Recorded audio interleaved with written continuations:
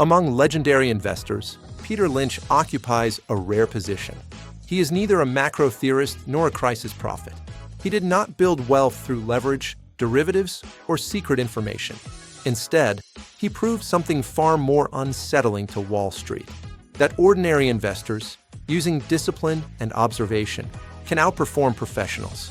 From 1977 to 1990, Lynch managed the Fidelity Magellan Fund. Over those 13 years, the fund achieved an annualized return of approximately 29%, more than double the S&P 500 over the same period.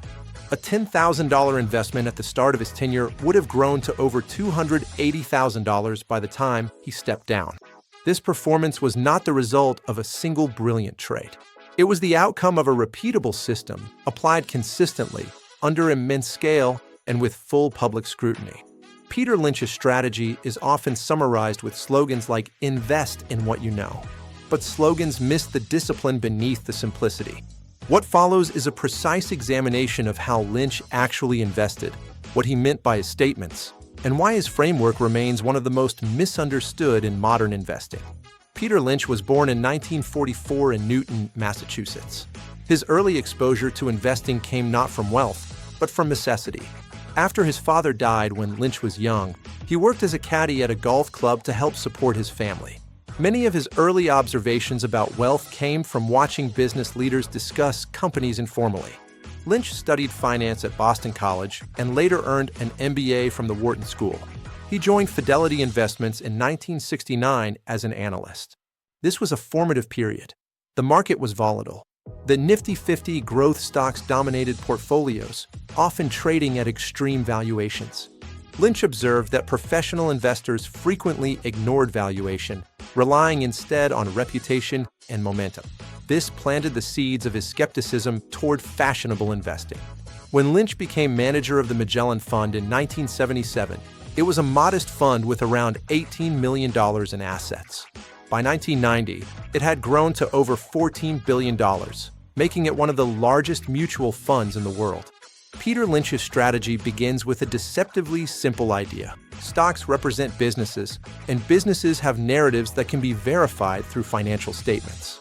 Lynch did not dismiss stories. He used them as starting points. But he insisted that every story be validated by earnings, balance sheets, and cash flow. He famously said, "Behind every stock is a company. Find out what it's doing." This approach rejected both pure technical analysis and abstract macro forecasting. Lynch believed that ordinary investors had an advantage precisely because they encountered products and services in daily life before analysts noticed them. However, Lynch repeatedly warned that familiarity alone was not sufficient. Liking a product did not justify buying the stock. The company had to demonstrate earnings growth, manageable debt, and reasonable valuation. Lynch's most quoted phrase is also his most misused. "Invest in what you know" was never an invitation to invest blindly in consumer brands. What Lynch actually meant was that personal observation can generate ideas, not decisions. He used examples such as noticing crowded restaurants, popular retail stores, or new consumer behaviors. These observations pointed investors toward companies worth researching further. Lynch emphasized that the real work began after the idea surfaced. He urged investors to read annual reports, understand competitive positioning, and examine earnings trajectories. He wrote in One Up on Wall Street that investors should ask whether a company could realistically double or triple earnings over time. If not, the upside was limited regardless of popularity. In practice, Lynch combined grassroots observation with rigorous analysis. This combination was rare on Wall Street and almost non-existent among retail investors. One of Lynch's most disciplined practices was his classification of stocks into categories. He believed that understanding what kind of company you own determined how you should evaluate it. Lynch identified categories such as slow growers, stalwarts, fast growers, cyclicals, turnarounds, and asset plays. Each category required different expectations and valuation metrics. For example, fast-growing companies justified higher price-to-earnings ratios if earnings growth remained strong. Cyclicals required careful timing and balance sheet strength. Turnarounds depended on survivability, not optimism. This framework prevented overgeneralization. Lynch did not apply a single valuation model to all stocks. He adapted analysis to business reality. This categorization was a risk management tool. It aligned expectations with economic behavior, reducing emotional decision-making. Despite his accessible style, Peter Lynch was not dismissive of numbers. On the contrary, he was deeply analytical.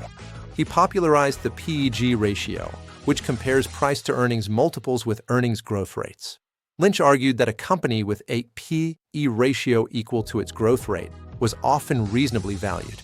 For example, a company growing earnings at 20% annually with a P/E of 20 merited closer inspection. A company growing at 10% with a P/E of 40 was likely overpriced. Lynch also paid close attention to debt. He warned that excessive leverage destroyed flexibility and amplified downside risk, particularly in cyclical industries. During his tenure at Magellan, Lynch owned hundreds of stocks at various times. But this was not indiscriminate diversification. It reflected constant pruning based on fundamentals. Peter Lynch frequently argued that ordinary investors had structural advantages over professionals. They did not face quarterly performance pressure. They did not need to justify decisions to committees. They could hold smaller companies without moving markets. He wrote, "The amateur investor has an edge that professionals have lost."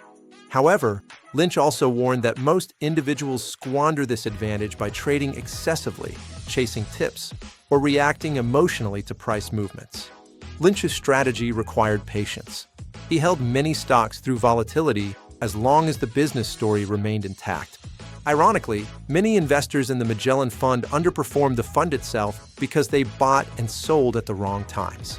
Lynch cited this as evidence that behavior, not intelligence, determines results. Peter Lynch was not infallible. He made mistakes, particularly in complex or opaque industries. He acknowledged these errors openly. What distinguished Lynch was not avoidance of error, but speed of correction. When fundamentals deteriorated, he exited positions decisively. Lynch emphasized that admitting mistakes quickly preserved capital. Denial, not error, caused permanent loss. This humility reinforced his credibility. His strategy was not about being right all the time. It was about being disciplined most of the time. Peter Lynch retired from managing Magellan in 1990, citing the desire to spend more time with his family. He left behind a record that remains unmatched in scale and consistency. Lynch's greatest contribution was not performance alone. It was demystification.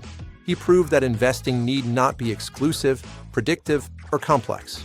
His strategy rested on observation, analysis, patience, and humility. It rejected both speculation and blind faith in institutions. Peter Lynch showed that ordinary investors do not need extraordinary tools. They need extraordinary discipline.